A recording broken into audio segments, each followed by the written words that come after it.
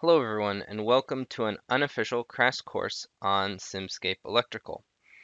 I am going to put a link below that links to an official on-ramp for Simulink, which is the main modeling tool being used from the MathWorks for this demo, but the specific toolbox Simscape Electrical, we're going to assume that you have no understanding of how to use it.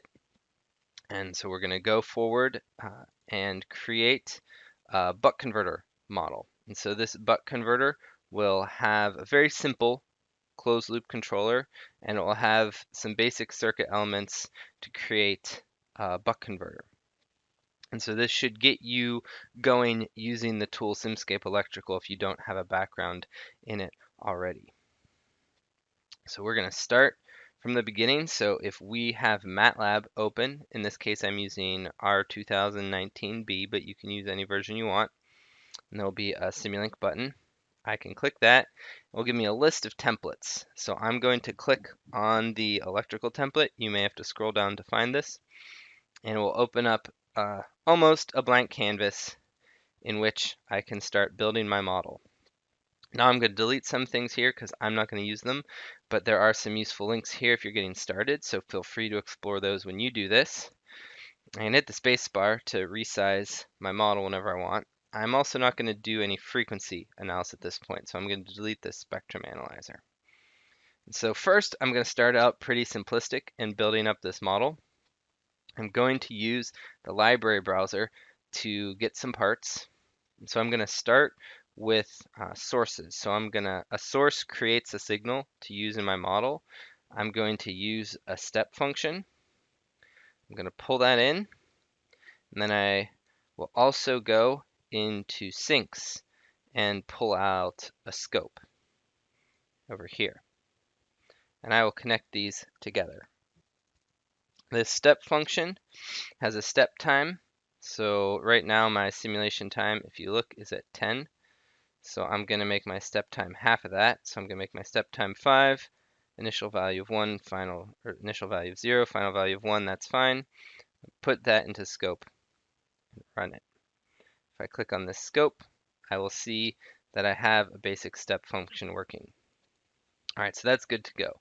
So now let's start adding some additional signals. So I want to build a buck converter. So a buck converter needs a PWM signal. Now I can actually use some pre-built PWM generators. So I'm going to go to this search function and I'm going to type in PWM generator and hit search. And that will bring up a number of models that you can use. Once this is done, I am just going to grab one of these. I'll grab this DC to DC PWM generator, since a buck converter is a DC to DC. And I will put that in here. Now, you may not know how this block works. If you don't know how this block works, you can double click on it and go to this help function, and it'll bring up documentation on how to use this specific block. But in general, they're fairly simple, and you specify the switching frequency. So we're going to do 50 kilohertz. And they take in a duty cycle, so that's a value between 0 and 1 for a DC converter. So I'm going to make my initial value be 0.25. My final value will be 0.75. And now that we're at 50 kilohertz, I don't necessarily want to simulate for 10 seconds. So I'm going to simulate for the period is 1 divided by 50,000. And then let's do 100 cycles. And then I want the step time to be half of that. So I'll divide by 2. And I'll go up here and set my stop time to 1 divided by 50,000 times 100 cycles. So if I open this up, I've got 100 cycles, and you can see how my switching duty cycle goes from 1/4 to 75% at the transition. So we've got that working too now. So we have a control signal we can use to start controlling a switch. So now let's actually build a buck converter that we can use this control signal with. So a buck converter, I need a DC voltage source. And by the way, you can double click and type in a block name to pull it out immediately.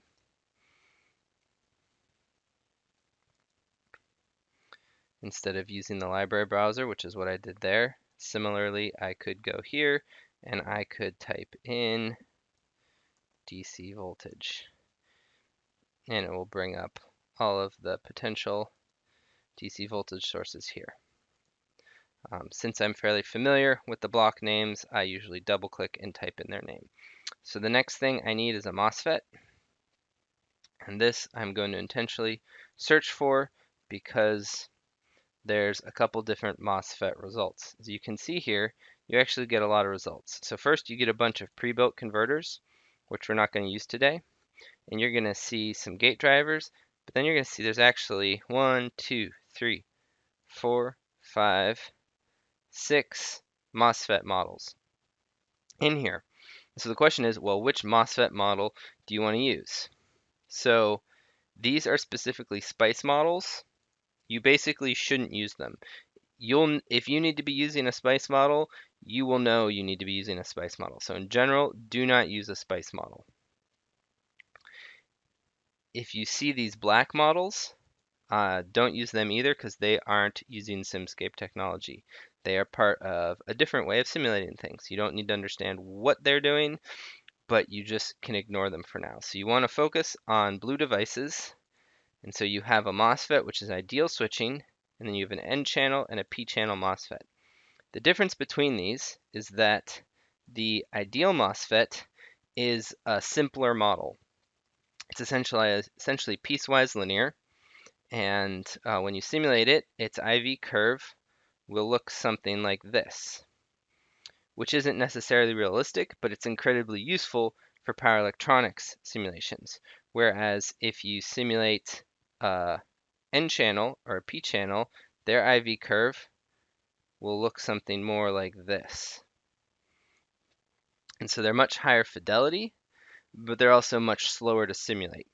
And so for this type of simulation, we're going to start with an ideal MOSFET just because we don't need all of those additional details.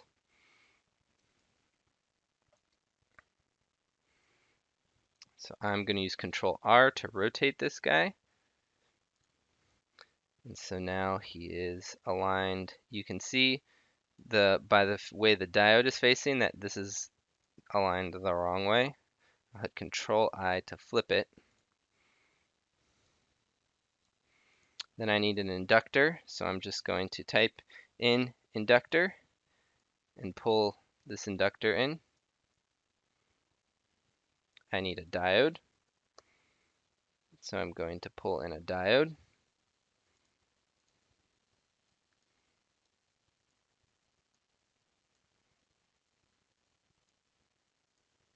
I need my DC link capacitor.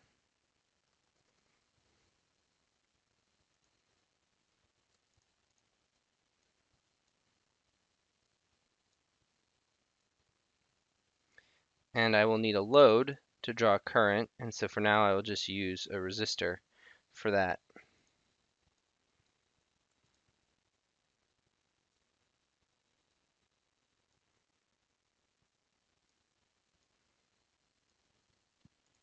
So now I have a basic buck converter set up. Now it's important to notice that I have this configuration block added right here. So this is called a solver configuration block, and it's used for adding additional settings to your Simscape network should you need it. At this point, we don't have to change anything about it, but I will, once we have this completely put together, explain the difference between Simulink and Simscape, because they do work in the same environment, but there are some differences to be cognizant of. So I need to use this guy right here, which is called a Simulink to PS converter. So that's a Simulink to physical signal converter. So Simulink signals are just mathematical constructs, and they're unidirectional. Whereas a Simscape model is an actual schematic. There are no arrows for the electrical wires because the electricity can flow either way. But for the control signals, which are called physical signals, they do have a direction. So I can take this and connect it. Now, really important to remember is you right-click on a wire to tap out or branch out. It's probably the most important thing you can learn here because that's the hardest to find in the documentation. And you can connect these like this. Now, I haven't set any of the values here, so let's actually go and set the values of these different parameters. So for the DC voltage, I'm going to start with a 20 volt source. For the MOSFET, I'm not going to change anything. We've got a low on resistance, off state conductance, and the threshold voltage is 2 volts, so that's important to know.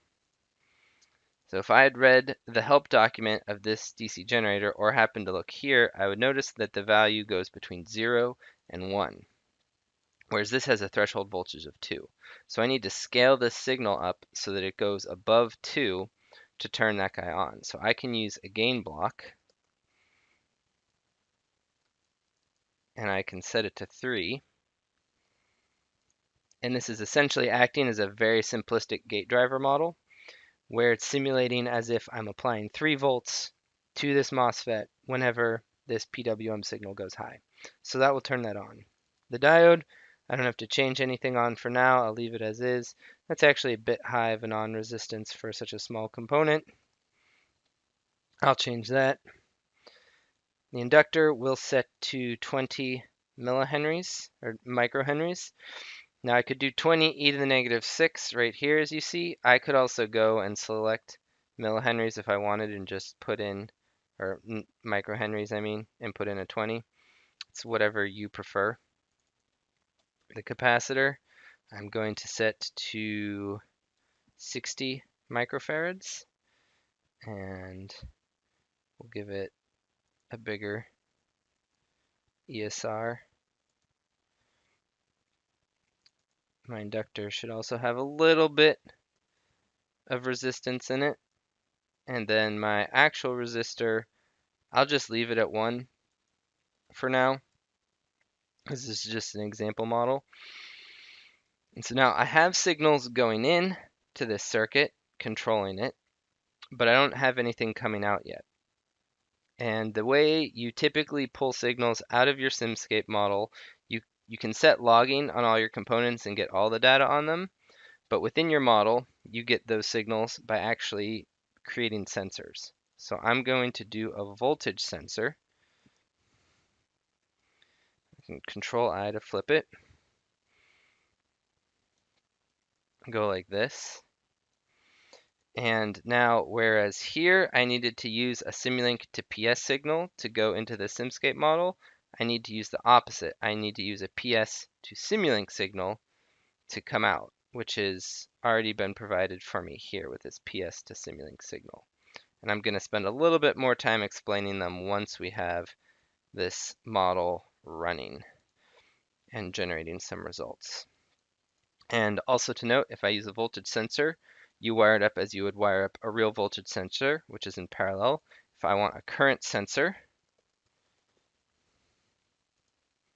I stick that in series with a wire, just like you would if you had to set up an actual current sensor in a real system. And I can right click to copy and paste that converter, bring that signal out, and add that to my scope. And then a good habit to be in is you can double click a wire to label it. So I'm going to call this inductor current. And I'm going to call this wire, we'll just call it output voltage.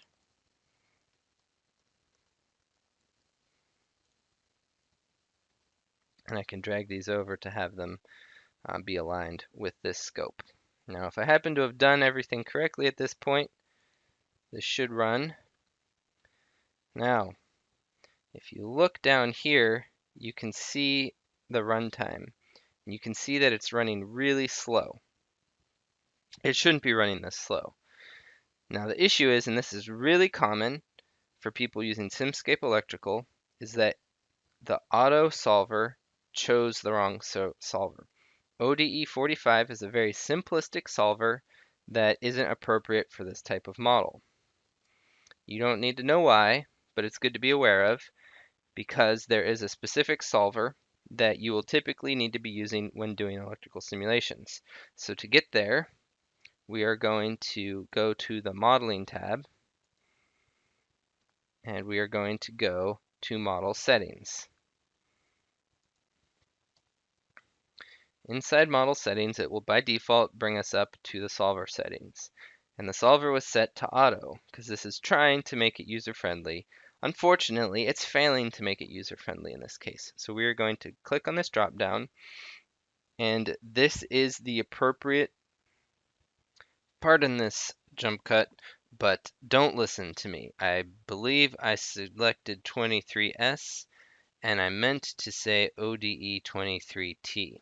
This is the specific one that is set up for using with Simscape. I apologize for that miscommunication. I'm going to hit OK. And now, whereas the simulation had basically gotten stuck and was probably going to take minutes, if not hours, to run, I can hit this run button, and the simulation is almost done instantaneously. So you can see your solver is kind of important.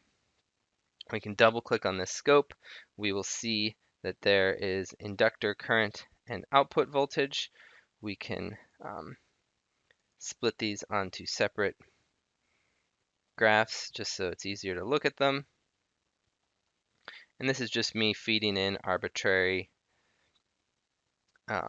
duty cycles for now. So it's not like we've tuned this or designed this for anything specific.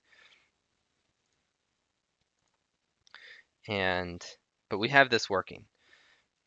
So now let's get into a little bit more discussion of why are these converter blocks required. And what happens is it essentially draws a boundary between Simulink. So Simulink is all of these black boxes, except this guy. That guy's Simscape. He just happens to have a black border.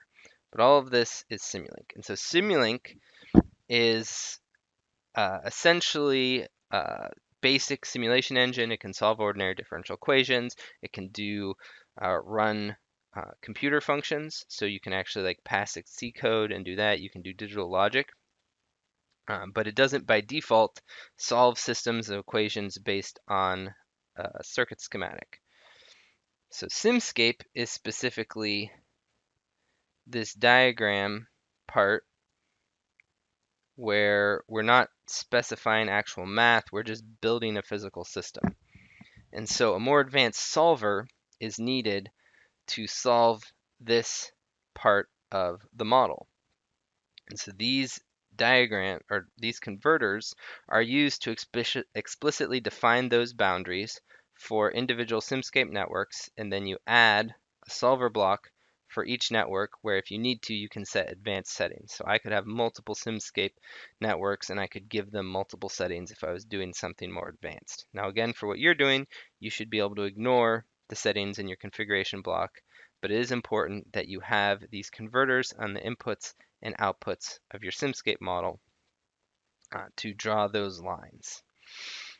And a lot of that has to do with what's going on underneath the hood with the solvers, which is too advanced a topic for right now.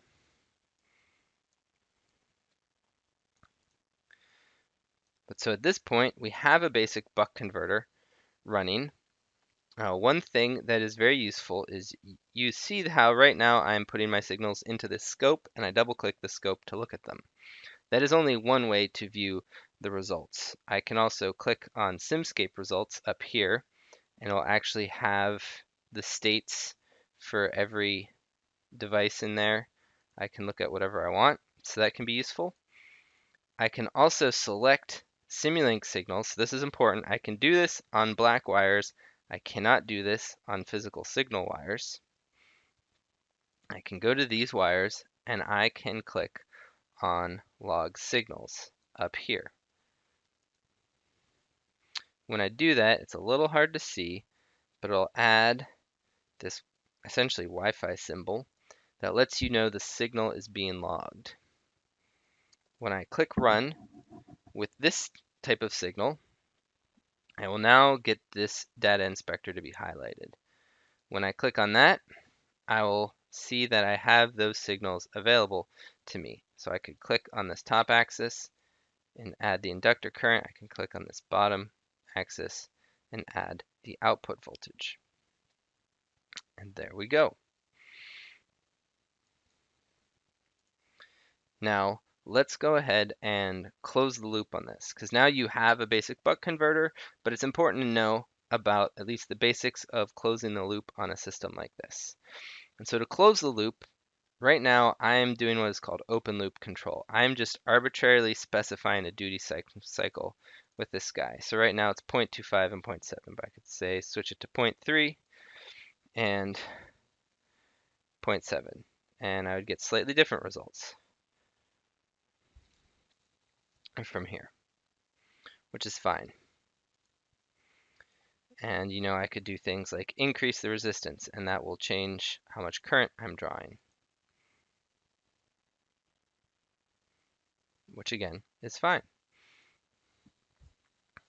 But let's go back, make this a resistance of 1. I could also play with the capacitor inductor to change those ripple values. That's getting more into how you design a buck converter, which we're not really getting into right now. But what we can do is, instead of specifying this arbitrary duty cycle of 0.3 and 0.7, I want to specify the output voltage I want. So I want to disconnect this, and I want to say, well, my initial value I want to be 5 volts, and I want my final value to be 10 volts. I have to do a little bit of extra work to get to that point.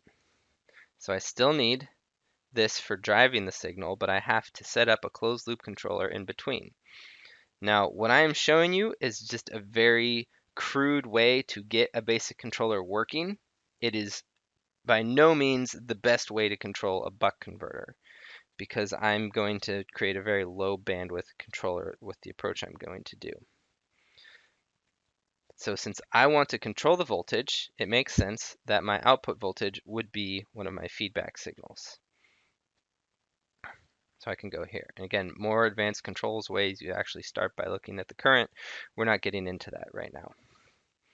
A good habit to be in whenever you take a signal out of a Simscape model is, if you're going to loop it back in and close the loop, it's good to put some sort of either a unit delay, which is this block, which is useful if you're using a discrete controller, or if we're doing a continuous time controller like we are doing here, to use a low pass filter.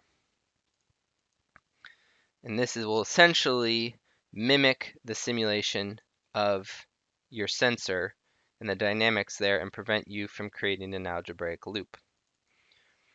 Now for this, I basically just want to filter out most of the switching, so I'm going to divide by 2 times pi times 20,000.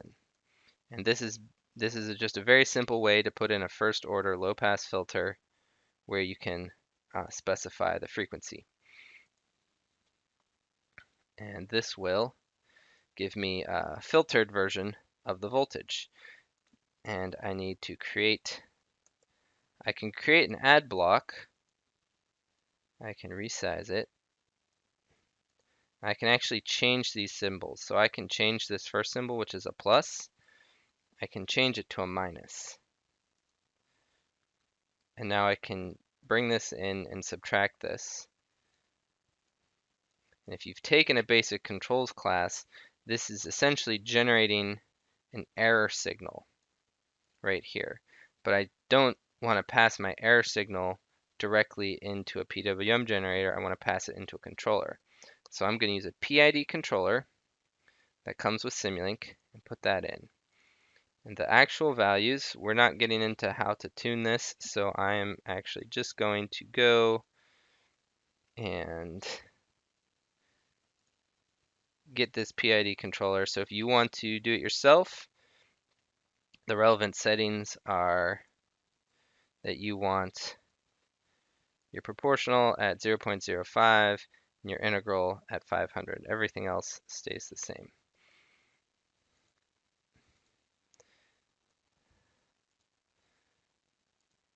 So I will grab that PID controller and put that in here.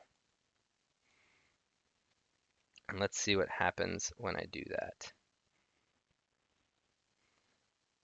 So I open this up, and you can see that it's starting to track the voltage that I want.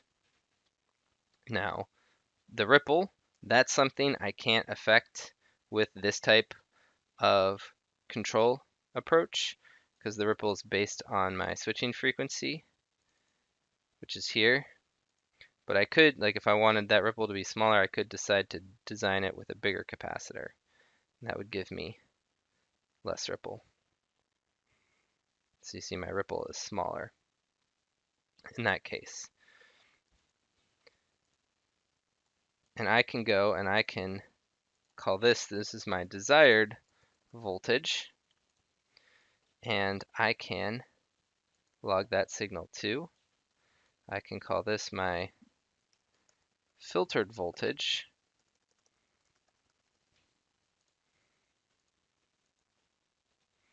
Log that signal.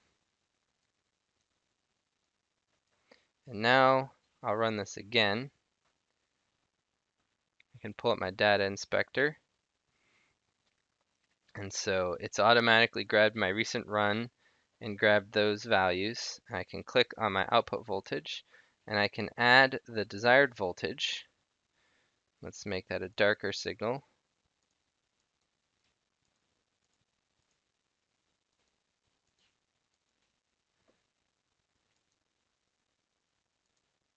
So it's easier to see. Oops, I accidentally pulled up the documentation. And so you can see here, we're not quite there.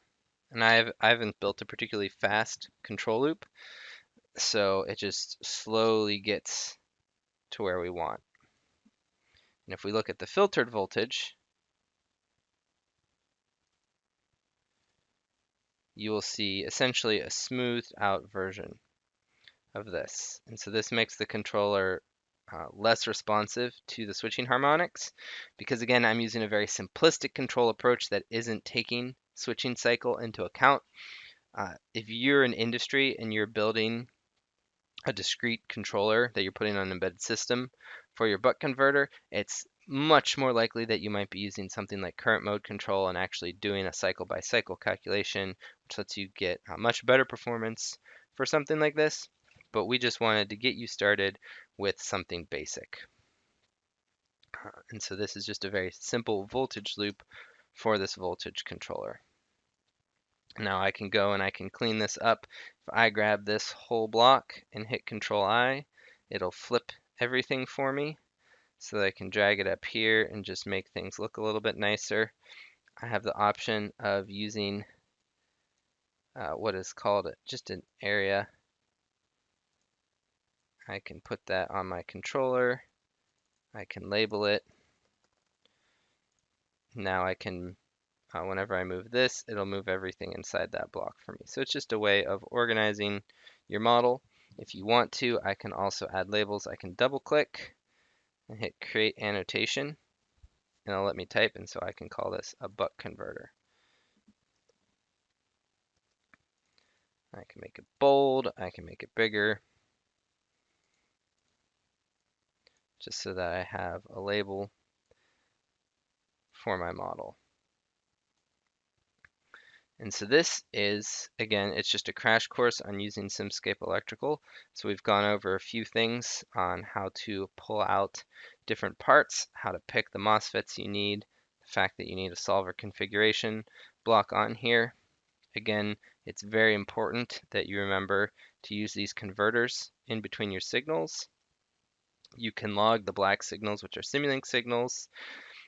You add sensors for the signals you want in your model, although you can see everything using Simscape results without using the sensors. And this should get you to the point where hopefully you can at least build some Simscape models. Feel free to leave questions in the comments below, and I will try to respond to them. Thank you.